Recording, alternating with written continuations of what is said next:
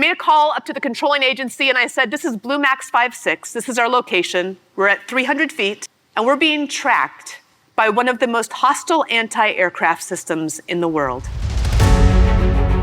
And as I waited for their reply, the sound in my helmet changed again.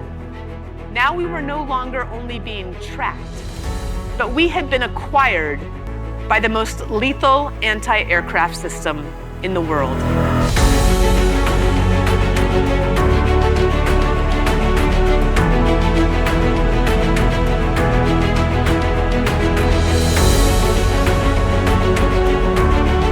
It's deep within our own hearts that we find what we need to lead ourselves and to lead others, and where we find that elusive but critical ingredient to success, which is something that I have always called grit.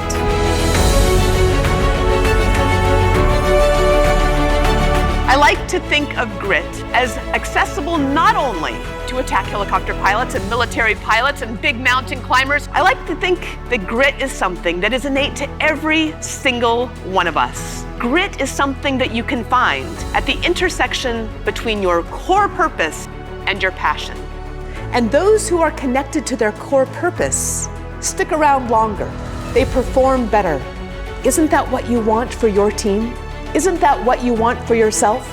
When you connect to your core purpose or your heart purpose, you can negotiate any kind of turbulence that comes your way. But once you find that target, once you have done the work to identify that core purpose, you put it in the crosshairs and you never, ever take your eyes off of it. A leader knows that he owns everything that his team does or fails to do. 365 days a year, 24 hours a day, 7 days a week, on and off duty. You always represent your company. You always represent your product. And that's part of the excitement of the courage of ownership.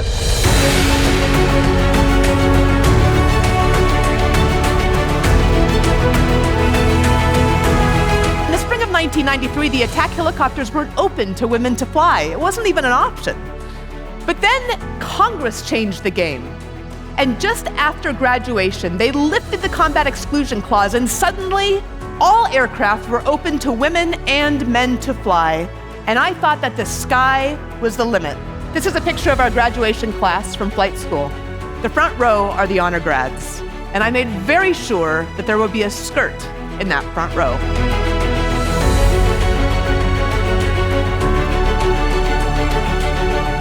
Because I was in charge of the pilots that flew the aircraft, I was in charge of the mechanics that fixed the aircraft. And I had to get out of that office and down the hangar steps, onto that hangar floor, and into the crew chief room where the guys were that turned the wrenches that kept those helicopters in the sky.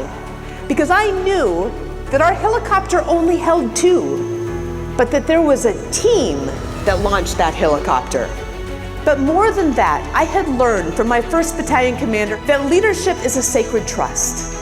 And when he pinned on the silver bars of the 1st lieutenant for my very first promotion, he said, "The only good use of increased power is the increased responsibility to take care of your people. Because when you take care of your people, the people take care of the mission." So what do you do when you face fear or doubt? Every leader fails. Every single one of us feels fear. Fear is just another form of resistance. You do the same thing with fear as you do on takeoff. You turn the nose to face the wind. And when you use it the right way, the resistance will help you to rise.